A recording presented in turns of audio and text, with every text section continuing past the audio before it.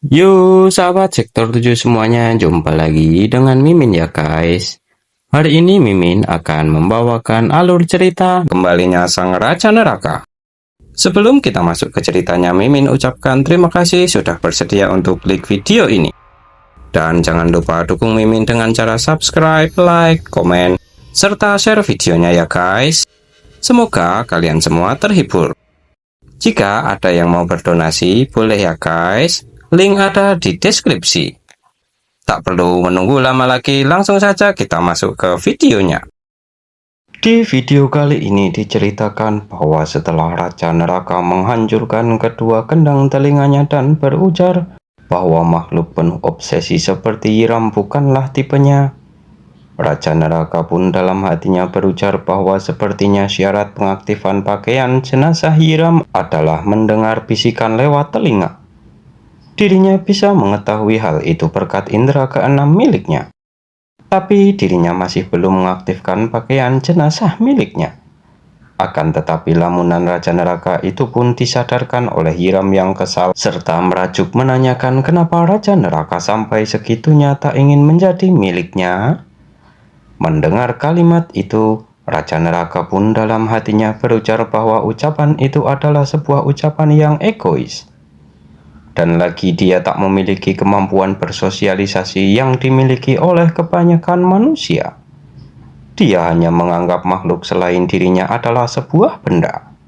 Artinya, dia adalah tipe orang yang memiliki sifat antisosial. Sedangkan Yiram yang kesal mendengar perkataan dari Raja Neraka sebelumnya itu pun memukul-mukul kepalanya seperti orang kesurupan sembari mengatakan kenapa Raja Neraka tak menyerah saja dan berada di pihaknya. Sejak dirinya masih menjadi seorang manusia pun semuanya masih saja sama seperti ini. Tak ada seorang pun yang membela dirinya.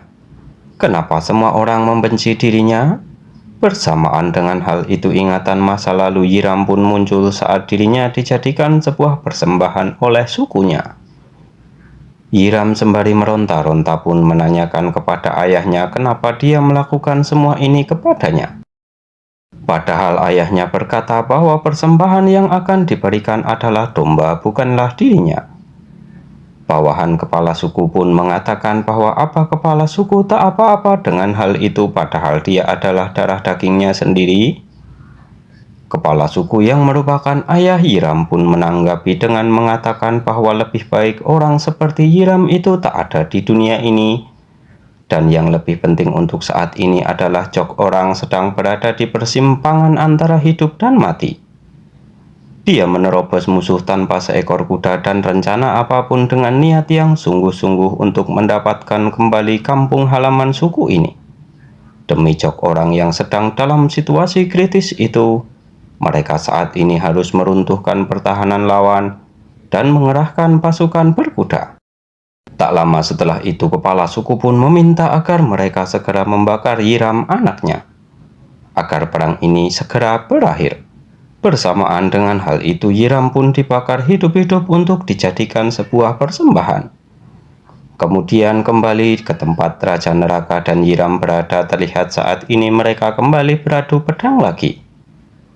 Di sana Yiram pun sembari menyerang Raja Neraka menggunakan pedangnya bercerita bahwa tubuhnya meronta-ronta di atas rasa sakit, tapi ayahnya malah mengatakan hal yang menyebalkan. Yaitu kalau dirinya tak tahu apa kesalahannya, dirinya diminta untuk bertanya kepada Raja Neraka saja. Karena itulah dirinya bertanya kepada Raja Neraka saat benar-benar sudah jatuh ke dalam neraka. Apakah Raja Neraka mengingat akan hal itu? Saat Raja Neraka memeluk dirinya tanpa berkata apa-apa, dirinya berpikir bahwa pelukan itu akan terasa panas dan menyiksa, tapi dirinya tak menyangka jika pelukan Raja Neraka akan sehangat itu. Bagaimana bisa dirinya melupakan hal itu? Bagaimana dirinya tak mendapatkan Raja Neraka? Bagaimana bisa dirinya tak mencintai Raja Neraka? Jadi ini semua adalah salah Raja Neraka, dan juga alasan untuk dirinya tak bisa menyerah mendapatkan Raja Neraka. Bersamaan dengan hal itu, Hiram pun mengaktifkan kekuatan kedua miliknya, yaitu pengungkapan penderitaan ekstrim, sembari berujar bahwa dirinya akan memaksa Raja Neraka berada di sisinya, walaupun sekalipun itu berarti dirinya harus mengawetkan Raja Neraka. Kemudian mengatakan, pedang alis merah kedua paku berdarah. Bersamaan dengan hal itu, tusukan pedang pun diarahkan kepada Raja Neraka.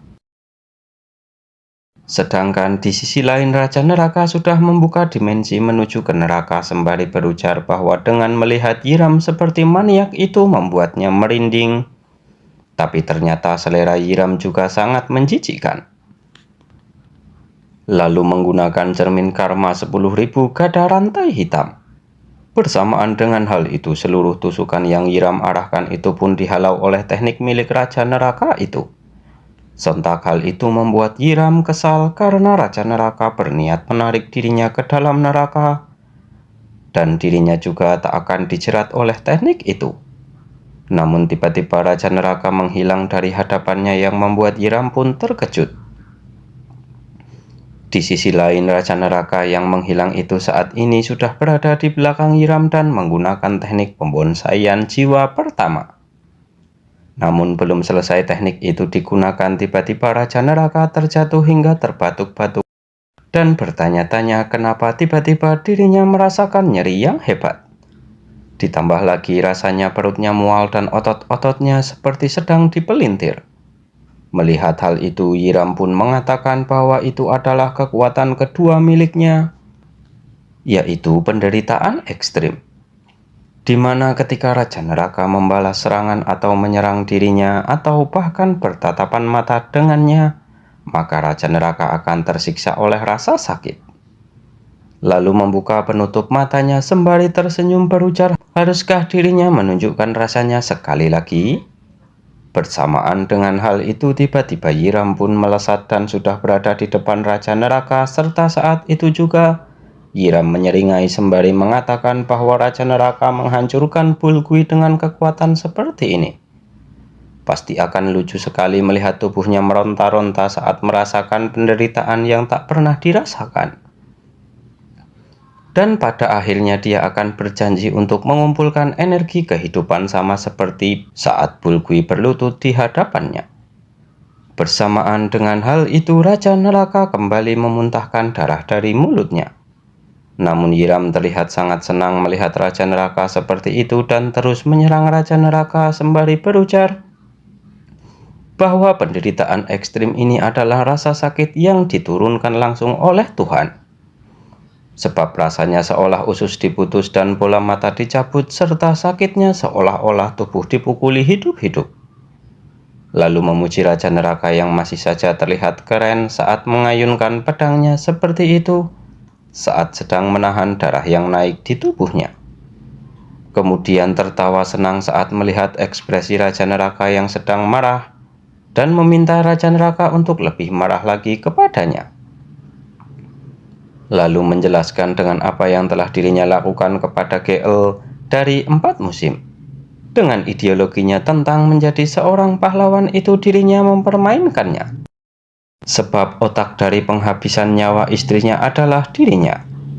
Lalu setelah itu mencuci otak para hakim dan jaksa untuk membebaskan pelakunya dan memberinya alamat rumah GL kepada pelaku itu. Dan setelah itu, hal yang menarik pun terjadi, di mana sang pahlawan menjadi tersesat dan seorang munafik akhirnya menjadi seorang penjahat. Kemudian setelah itu hal yang menyedihkan pun terjadi. Bukankah GL terlihat sangat berduka karena kehilangan istrinya? Pada akhirnya juga semua itu karena pengaruh obat. Dia mengemis dan meminta energi kehidupan kepada dirinya tanpa tahu bahwa dirinya lah dalang dibalik hilangnya nyawa istrinya. Sembari saling beradu pedang, Hiram pun terus mengoceh menjelaskan bahwa meskipun alasan awal dirinya melakukannya karena terlihat seru, tapi ternyata dia terlihat menguntungkan. Jadi dirinya menerima dia ke badan keagamaan neraka dan membuatnya menempel kepada Bulgui. lalu tertawa dengan keras dan berujar kepada Raja Neraka bahwa dia boleh murka kepadanya dan silahkan marah kepada dirinya. Sedangkan di sisi lain terlihat Cok Orang yang melihat pertarungan itu pun meminta kakaknya untuk berhati-hati karena Raja Neraka terlihat sangat aneh dengan belum memakai pakaian jenazahnya sama sekali, dan Raja Neraka juga tak terlihat sedang terdesak saat ini. Lalu berteriak kepada kakaknya memberitahu bahwa sepertinya Raja Neraka sedang menunggu sesuatu. Mendengar hal itu, Yiram pun terlihat sedikit kesal sembari dalam hatinya berujar bahwa dirinya sudah sangat berusaha keras, namun kekuatannya masih saja kurang untuk mengalahkan Raja Neraka. Dan kini dia sedang menunggu sesuatu. Kemudian memutuskan untuk memecah ketenangan Raja Neraka itu dengan lebih memprovokasi Raja Neraka karena dirinya lah yang harus menjadi pemenangnya. Kemudian setelah itu mengeluarkan senyuman menyeramkannya bertanya, sebenarnya apa yang sedang ditunggu oleh Raja Neraka saat ini? Apakah bantuan dari para pengurus pemakaman ataukah kematian? Bukankah Raja Neraka harus membalaskan dendam para manusia yang telah dijadikan sebagai tumbal? Atau bagaimana kalau setidaknya Raja Neraka membalas dendam untuk GL yang dirinya sesatkan? Lalu meminta Raja Neraka untuk mengeluarkan kemarahannya agar dirinya bisa menguliti wajah Raja Neraka yang sedang marah itu untuk dirinya taruh di dalam kamarnya. Tak lama setelah itu, Raja Neraka pun mendapatkan panggilan dari Nomang yang menginfokan bahwa Hyunwoo baru saja selesai mengevakuasi para manusia. Mereka semua sudah dijauhkan dalam radius 1 kilo dari badan keagamaan neraka. Lalu bertanya apakah Raja Neraka tak merasa kesulitan karena harus selalu mengendalikan kekuatannya karena takut warga sipil akan terkena dampaknya. Dengan singkat, padat, dan jelas Raja Neraka pun berkata sama sekali tidak. Mendengar hal itu, Nomang pun menyeringai sembari dalam hati berharap agar suatu hari nanti akan muncul seseorang yang bisa menerima sebagian beban yang dipikul oleh Raja Neraka itu. Kemudian berkata kepada Raja Neraka bahwa sekarang Raja Neraka bisa menyerang sepuasnya tanpa mengkhawatirkan para warga sipil. Bersamaan dengan hal itu, Raja Neraka pun menggunakan pakaian jenazahnya dengan berkata, panenlah dosa-dosamu paceklik. Di mana pakaian jenazah itu sebelumnya adalah milik GL yang juga membuat Yiram pun terkejut saat melihat pakaian jenazah itu. Sedangkan Raja Neraka setelah memakai pakaian jenazahnya itu pun berujar bahwa meskipun dosa-dosa tak akan hilang dan hukuman juga tak bisa diulang, setidaknya balas dendam memang harus tetap dilakukan. Kemudian setelah itu mengayunkan sabitnya ke arah Yiram yang langsung bisa menebas satu tangan Yiram dengan mudahnya. Hal itu pun membuat Yiram terkejut karena tiba-tiba satu lengannya terputus hanya karena satu tebasan dari sabit itu. Namun Raja Neraka merasa bahwa yang Yiram tunjukkan itu adalah hal konyol setelah semua tindakannya mempermainkan para manusia dengan seenaknya sendiri. Sebab satu lengan Yiram yang putus itu sama sekali tak setimpal untuk membayar seluruh tindakannya itu. Lalu balik memprovokasi Yiram dengan mengatakan bahwa dia pasti tumbang karena pakaian jenazah miliknya ini. Yiram pun berteriak kesal lalu berujar bahwa dirinya tak akan kalah semudah itu dan pakaian jenazah Raja Neraka itu pasti akan dirinya hancurkan. Dengan tatapan seriusnya, Raja Neraka pun berkata coba saja jika dia memang bisa. Bersamaan dengan hal itu, Raja Neraka pun mengayunkan sabitnya ke leher Yiram. Sedangkan Yiram dalam situasi itu memanggil adiknya yang langsung maju mencoba untuk menghalau sabit itu yang membuat mereka berdua terlempar. Mata Cok Orang terkena sedikit tebasan dari sabit itu. Kemudian Yiram menjelaskan bahwa pakaian jenazah Raja Neraka memiliki kekuatan untuk mengeluarkan serangan sekali lagi begitu kedua kaki lawan menyentuh tanah. Maka dari itu lebih baik untuk tak menangkis tebasannya tapi menghindarinya saja. Mendengar hal itu Cok Orang pun mengerti lalu bertanya bagaimana dengan kondisi lengan kakaknya itu. Yiram menanggapi dengan mengatakan bahwa baru saja pendarahannya telah berhenti, lalu mengajak adiknya itu untuk menyerang Raja Neraka secara bersama-sama. Dan tugas Jok Orang adalah untuk menangani pedang dari Raja Neraka. Tak lama setelah itu mereka berdua pun melompat ke arah Raja Neraka yang membuat Raja Neraka terlihat khawatir hingga mengumpat. Sembari dalam hatinya berujar bahwa bersatunya mereka berdua karena situasi terdesak itu membuat keadaan yang telah susah payah dirinya dapatkan ini menjadi sia-sia. Seakan tak diberikan waktu untuk beristirahat, Jok Orang pun menggunakan teknik langkah kilat miliknya untuk menyerang Raja Neraka secara bertubi-tubi, yang membuat Raja Neraka pun mengeluh karena alirannya langsung terputus sebelum menyerang karena teknik Jok Orang adalah menyerang lebih dulu. Jika saja pertarungan 1 lawan 1, dirinya pasti akan langsung menyerang balik. Tapi saat ini dirinya tak bisa melakukannya, karena si domba itu sedang mengincar kesempatan seperti seekor harimau yang sedang mengintai mangsanya. Benar saja, kekhawatiran Raja Neraka itu pun terjadi tak lama setelahnya karena Yiram menggunakan teknik penderitaan ekstrim miliknya untuk menyerang Raja Neraka yang membuat tubuh Raja Neraka saat ini terasa seperti sedang tercapik-capik. Ditambah lagi menurutnya ini adalah sebuah pertarungan yang sulit. Selain kekuatan pakaian jenazahnya yang tak bisa dirinya hindari tanpa menyingkirkan indera pendengaran miliknya dan kemampuan dalam memberikan rasa sakit, dia masih memiliki satu kekuatan yang belum terungkap. Ditambah dengan langkah dewa milik Jok Orang itu membuat dirinya terserang lebih dulu sebelum bisa melontarkan serangan apapun. Di antara semua pertarungan yang telah dirinya alami di dunia manusia, pertarungan ini adalah pertarungan yang paling sulit dilakukan. Kemudian membulatkan tekadnya untuk menghancurkan mereka bagaimanapun caranya. Lalu di sela-sela pertarungan itu Yiram pun menyadari bahwa Raja Neraka benar-benar seperti seekor monster. Bahkan Bulgui saja langsung kalah dari dirinya dengan satu serangan dari penderitaan ekstrim ini. Dan semua target yang terkena kekuatan itu bisa dirinya lumpuhkan hanya dalam sekali serang. Bagaimanakah mental Raja Neraka bisa terbentuk hingga bisa bertahan sejauh ini? Padahal dirinya sudah menyerang sebanyak 20 kali, tapi dia masih bisa berdiri dengan kedua kakinya. Kemudian Jok Orang pun menginfokan bahwa Raja Neraka saat ini sedang kehilangan keseimbangannya dan mengajak kakaknya itu untuk kembali menyerangnya secara bersamaan. Namun Yiram tak menyetujui ide itu karena menduga jika bisa saja Raja Neraka sedang berpura-pura terdesak. Maka dari itu dirinya akan menyerangnya dengan penderitaan ekstrim serta menghabisi nyawanya secara perlahan-lahan. Sedangkan dari sisi Raja Neraka yang sedang kewalahan itu pun merasa sangat kesal karena dirinya sama sekali tak diberikan waktu untuk beristirahat dan menyerang balik. Bahkan sekalipun ada sedikit celah saja, dirinya sama sekali tak bisa menembusnya.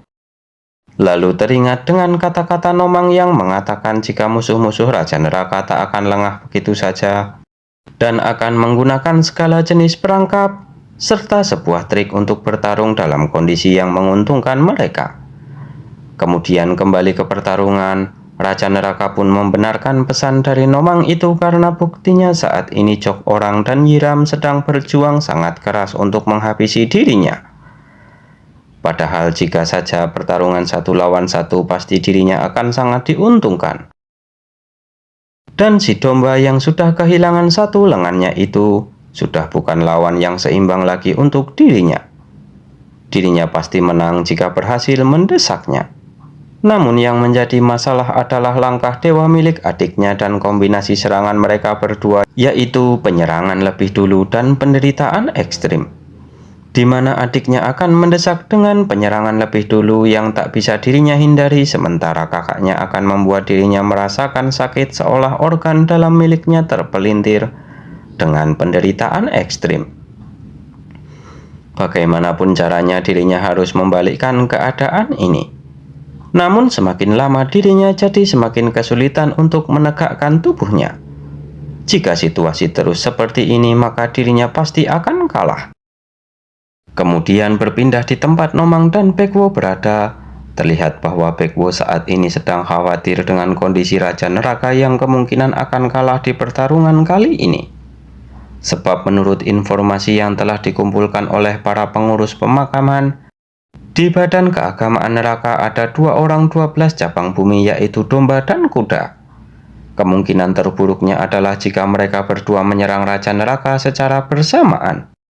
Nomang pun tak menanggapi perkataan Baekwo itu, dan setelah itu berujar bahwa para mayat hidup sudah banyak berdatangan dengan memanfaatkan kekosongan dari Raja Neraka. Lalu dalam hati berujar apakah dirinya harus turun tangan untuk membereskannya. Namun Baekwo masih melanjutkan penjelasannya tentang kuda yang memiliki 1 kekuatan dan domba memiliki 3 kekuatan. Sebaliknya, saat ini kekuatan Raja Neraka hanya tersisa cermin karma dan indera keenam, selain 1 kekuatan yang sudah digunakan untuk menyelamatkan Hyunwoo. Bukankah sekarang saat yang tepat untuk Nomang membantu Raja Neraka? Namun Nomang hanya menanggapinya dengan jawaban yang ambigu. Walaupun dalam hati berujar bahwa dirinya sudah memasang jaminan pada Jiwoo untuk berjaga-jaga. Kemudian tersenyum sembari menjelaskan kepada Baekwo bahwa dirinya sudah menciptakan situasi agar Raja Neraka tak bisa kalah. Jadi Baekwo tak perlu terlalu khawatir, sebab dia pasti akan menang dalam pertarungan kali ini selama Jiwoo tak lumpuh dalam situasi itu. Lalu berpindah di tempat pertarungan Raja Neraka, terlihat bahwa perlahan-lahan Jiwoo terlihat sudah sadar dari pingsannya dan melihat bahwa pertarungan sengit itu Raja Neraka tampak dalam posisi yang kalah. Maka dari itu dirinya akan membantu Raja Neraka. Namun Raja Neraka yang mendengar hal itu malah meminta Jiwoo untuk diam karena kekuatan pemanggil roh itu bisa memindahkan jiwa.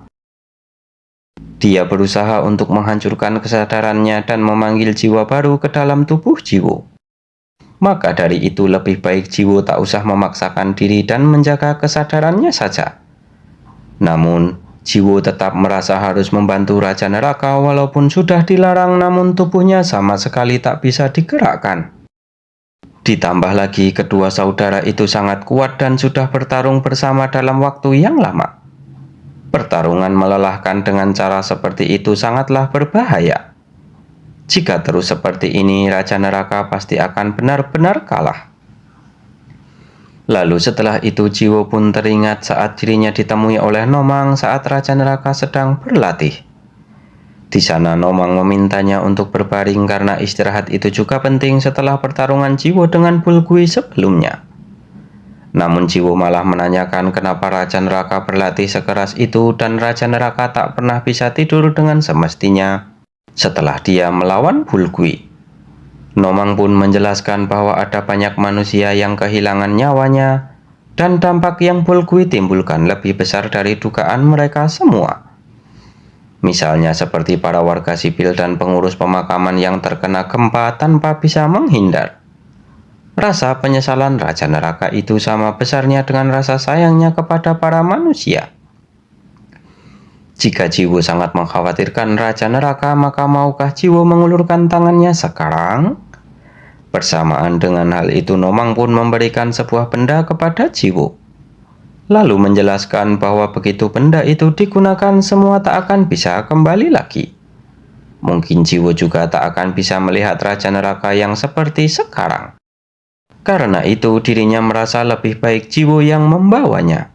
Jadi mulai saat ini Jiwoo adalah satu-satunya asuransi yang dimiliki oleh Raja Neraka.